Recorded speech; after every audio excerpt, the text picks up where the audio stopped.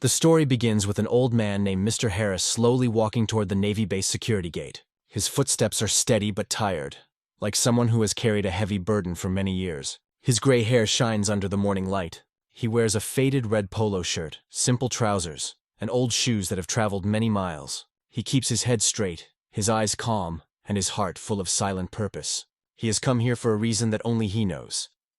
Before driving to video, please subscribe my channel. The guards notice him right away. Today is a normal working day at the base, and people are moving fast around him. But this old man walks differently. He is not lost, not confused. He knows exactly where he is going. He asks the guard, in a very calm voice, to speak with the Vice Admiral. The guard is surprised. He has seen many visitors before, but never someone who comes with such confidence and mystery. "Do you have any appointment or document?" the young guard asks. The old man simply says no. The guard becomes suspicious. He looks at the old man again, trying to judge him from his clothes, his age, and his calm expression. He thinks maybe this old man is here to waste time or tell some wild stories. The guard calls another officer for support. Soon 2 more soldiers arrive. One of them asks, "Why do you want to see the Vice Admiral? Who are you?" Mr. Harris pauses for a moment. He looks into the soldier's eyes and says, "Tell him a sailor from the deep sea is here." His voice has a weight of truth that shakes them for a second. But they quickly refuse to believe him. They look at his ordinary clothes and laugh. They think he is just another old man trying to feel important. They have seen people pretending to be heroes before. Many claim they served in special forces without proof, so they assume he is lying too.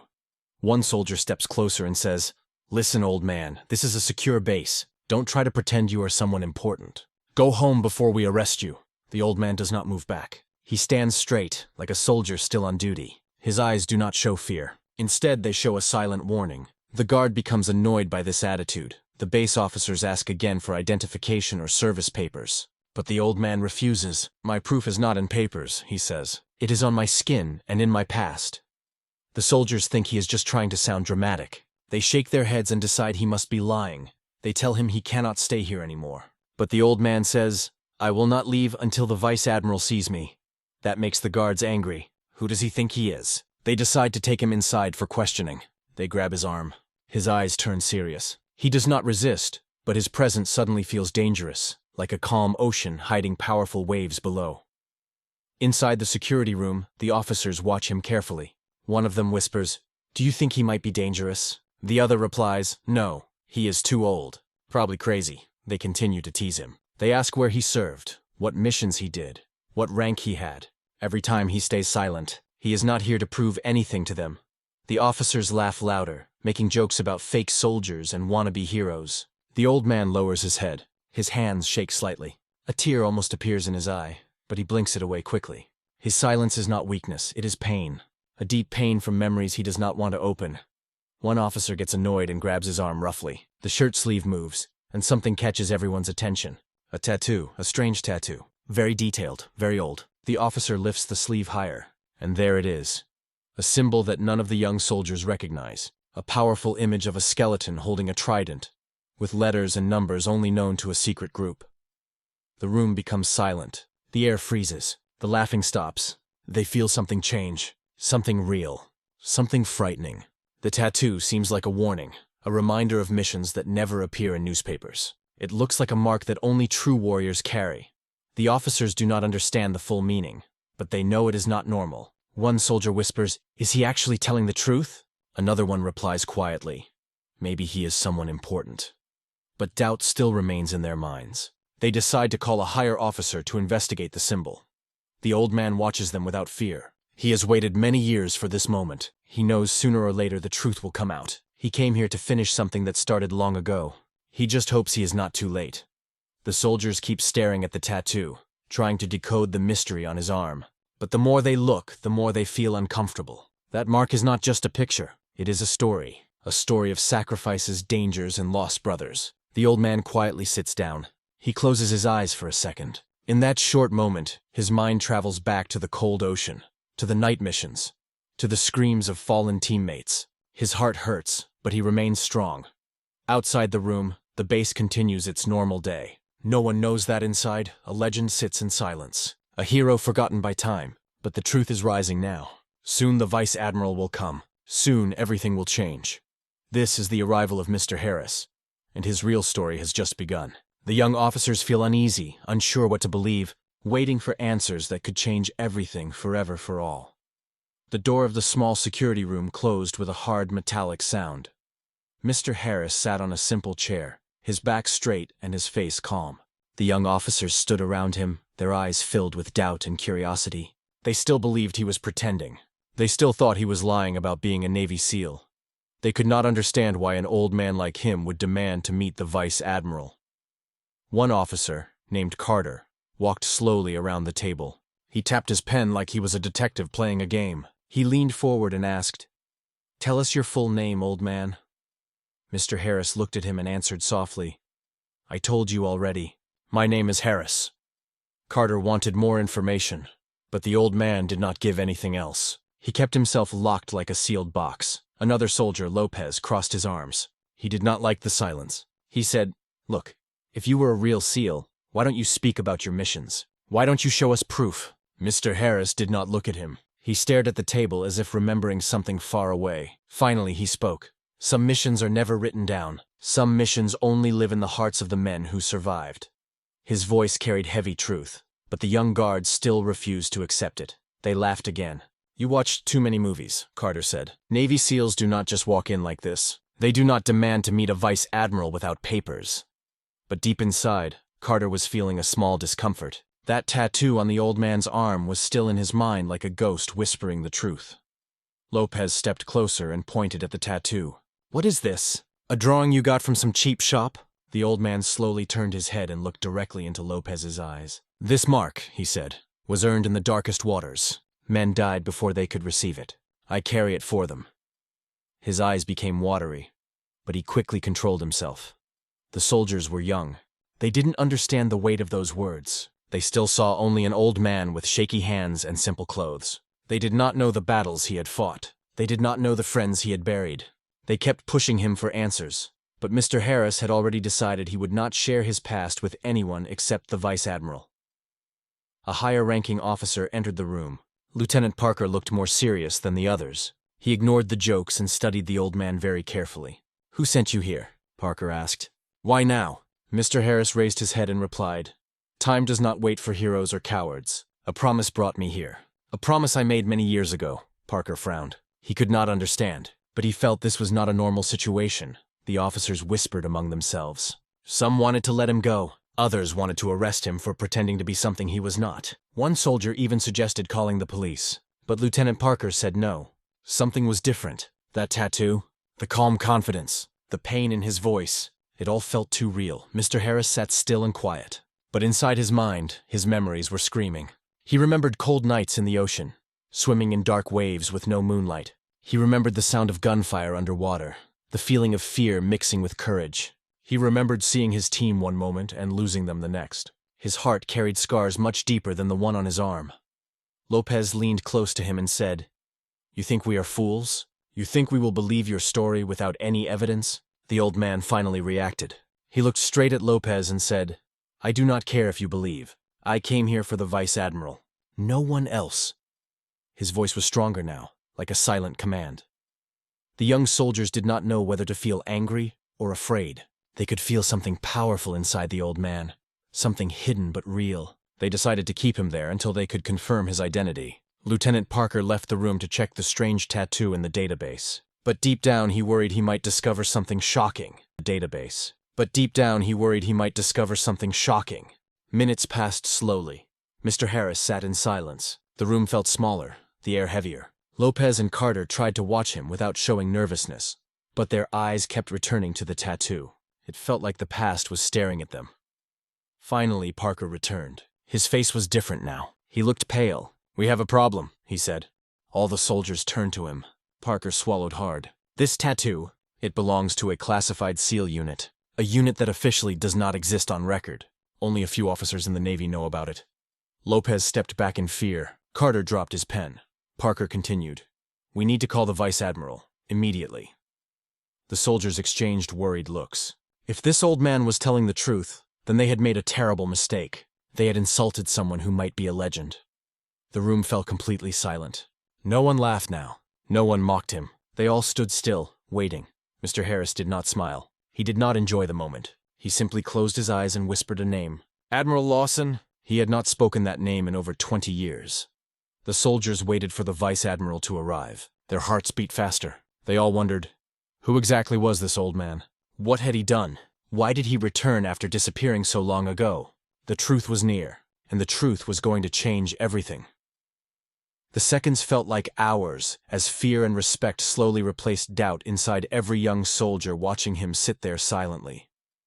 The door opened again, and the atmosphere in the room changed instantly. The Vice Admiral stepped inside. He did not rush. He walked with calm steps, as if the world itself moved slower for him.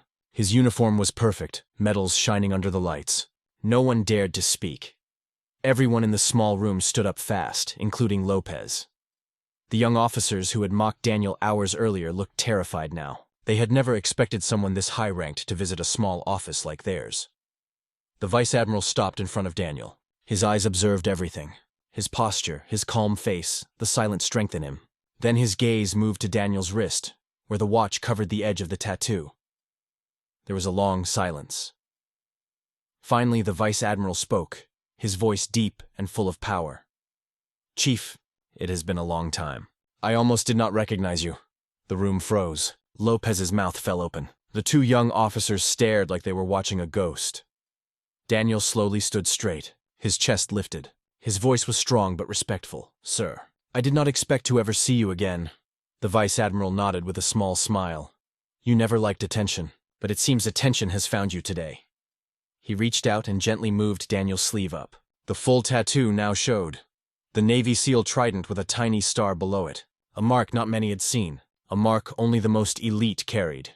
The Vice Admiral looked at the tattoo for a moment, then said, "This mark is not a lie. It is a story of blood and sacrifice." Lopez felt all the energy leave his legs. He sat down slowly, like reality had crashed on him. The young officers looked like they might faint. The Vice Admiral looked around the room with disappointment. Who thought he was lying? No one answered. Their eyes stayed on the floor. The Vice Admiral continued, his voice louder. "You see this man as an old stranger with a cane, but I have seen him stop enemies twice his size. I have seen him save lives when hope was gone, and I have seen him walk through danger like others walk through air." He turned back to, "Daniel, you disappeared after Operation Silent. Depth. Everyone thought you were gone. Forever." Daniel's eyes became distant. Pain passed through them like a shadow. "I did not want medals or parades," he said. "I only wanted peace." The Vice Admiral placed a hand on Daniel's shoulder. "And you deserve that peace. But this nation must never forget the men who gave up their own lives so others could sleep safely at night." The room remained silent. Not even a breath was heard. Daniel looked at Lopez. "I do not blame you, son. You judged what you could see. Many do that." Lopez's voice shook. "Sir, I'm so sorry. I didn't know." The Vice Admiral turned sharply. "You should have known. It is your duty to show respect, always. If a man says he served, you treat him like a brother until proven otherwise." Lopez nodded quickly, fear in his eyes. "Yes, sir. I understand, sir." The Vice Admiral then spoke softly again to Daniel. "There is more to this situation. We did not come here only to confirm who you are. We came because your name has returned to our list." Daniel did not move. His face showed no surprise, but inside something had woken up. The calm soldier inside him, sleeping for years, began to rise again. Lopez looked confused. "Sir." "List?" The Vice Admiral answered without turning. "There is a mission. A very important one, and there is only one man who knows the enemy better than anyone else. That man is standing right in front of you." Daniel sighed. "I left that world behind." "I know," the Vice Admiral replied gently. "But sometimes the world does not leave us." Another officer entered carrying a small black case. He placed it on the table carefully. The Vice Admiral opened it. Inside was Daniel's old SEAL insignia. The metal looked worn, but powerful. It was not just a badge. It was a memory of who he once was. Daniel stared at it. Memories attacked his mind. Dark water, gunfire, brothers he could not save, faces that disappeared forever. "I can't go back," Daniel said in a low voice. "That decision is yours," the Vice Admiral answered. "But first, we need a full debrief. You were there during the early stages. You know what we are dealing with." Lopez could not stop watching. A few hours ago, he thought Daniel was just some old man making stories. Now he realized he was standing next to a man who shaped history, a hero who never asked for fame. The Vice Admiral then looked around the room again. Everyone in this room will treat Chief Daniel Hale with the highest respect. He is a real warrior. He is a legend. If I hear even one more disrespectful word, that man will answer to me personally." Lopez stood straighter and saluted Daniel. "I'm honored to meet you, Chief." Daniel gave a small nod, accepting it. The Vice Admiral looked back at Daniel. "Come with me. There is transport waiting." "This building is too small for a man like you." Daniel hesitated, then picked up his cane, not because he was weak, but because his body carried the weight of countless battles.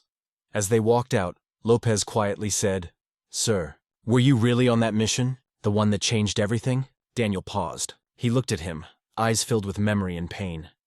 "I was there when the world almost fell apart," he replied. "And I was there when we saved it." Lopez felt chills run through his entire body. Before leaving, the Vice Admiral said one last thing. "Remember this moment. This is what a real warrior looks like. Not the movies, not the stories. This is the truth." Lopez nodded again, swallowing hard. "I will never forget," he whispered. Daniel looked at him kindly. "And you will be a better soldier for it." The Vice Admiral walked ahead, leading the way. Daniel followed, step by slow step. The hallway seemed longer now, filled with silence and respect. As they reached the elevator, Lopez called out, "Sir, thank you for everything you have done." Daniel simply replied, "Take care of your brothers. That is what matters most." Lopez watched as the doors closed. He felt proud, ashamed, and inspired at the same time. He whispered to himself, "From now on, I will never doubt a veteran again." In the elevator, the Vice Admiral looked at Daniel. "We still need you, Chief." Daniel looked forward. "If you need my voice, you will have it. But I hope this time, we win without war." The Vice Admiral gave a slow nod. "Peace is always the hardest mission." Daniel breathed deeply. "And sometimes, the loudest battles are inside us." The elevator door opened with a soft sound. The world outside waited. Real, dangerous, and calling his name once again. Lopez stood behind, thinking of everything that happened. He promised himself one thing. "I will apologize to every real soldier you will meet from now on. Respect must be earned, but also must be given first," he said with shame. They all stepped inside. Future waited ahead quietly. The elevator opened into a quiet hallway that led to a private conference room. Chief Daniel Hale walked beside the Vice Admiral, his steps steady but heavy with the weight of the past. Inside the room, lights dimmed softly, and a projector glowed on a wall covered with maps and old mission photos. It was like stepping back into a world he thought he had left forever. The Vice Admiral motioned for him to sit. "Chief, you do not owe us a mission," he said gently. "You owe nothing more to this country. You have already given more than enough." Daniel looked at the symbols on the wall. Memories pulled at his heart. He thought about his fallen team, the brave men who had followed him into the unknown. They never came back, and he had never forgiven himself. "I made a promise to them," he said. "A promise that I would keep their stories alive. I am here only because I must honor that." The Vice Admiral nodded. "Your brothers would be proud." He carefully placed Daniel's old insignia on the table. "This is not a call to battle. We only need your voice and your truth." Daniel took a deep breath. "Then I will speak. But when I finish, I go back to my quiet life. My fight ended long ago." "Of course," the Vice Admiral replied. "Fight ended long ago." "Of course," the Vice Admiral replied. A moment later, the young guard Lopez entered. He stood with a straight back, his face full of respect. "Chief," he said quietly, "I want to apologize again. I judged you without knowing your heart." Daniel gave a small smile. "Respect should always come first. Thank you for understanding that now." Lopez nodded, humbled and changed forever. The Vice Admiral stepped aside. "Chief, if you are ready." Daniel stood and walked to the projector. His hands rested on the table. His voice carried both pain and pride. "My team was small, but we were family. We worked in the shadows to protect the light. When the world never knew our names, we still did what was right." Lopez listened, wide-eyed. Daniel continued. "Courage is not strong muscles or loud voices.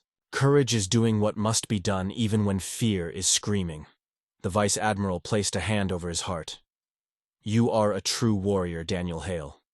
Daniel looked down at the insignia and touched it gently. "I never wanted fame. I only wanted their sacrifices remembered." He turned to Lopez. "Promise me something, son." "Yes, sir. Anything," Lopez replied. "When you see an old veteran, Do not see only age. See battles fought, scars hidden, and the strength that kept this country free. I promise, Lopez said firmly. Daniel picked up his cane. My mission is done. He looked at the Vice Admiral. Thank you for letting me speak. The Vice Admiral saluted him. The honor is ours, Chief. As Daniel walked toward the exit, every soldier he passed stood straight and offered a salute. They knew they were witnessing a living legend. He nodded to each one. Outside, the wind touched his face like a welcome home. He looked up at the sky. Brothers, he whispered, I kept my promise. Then he walked away, disappearing into the peaceful world he had fought to protect. Heroes like Daniel Hale do not need applause. Their honor lives in the silent respect they earn, and the freedom their courage gave to many. The world may forget their names, but the brave never forget their duty. And true valor never grows old. Always and forever, the end.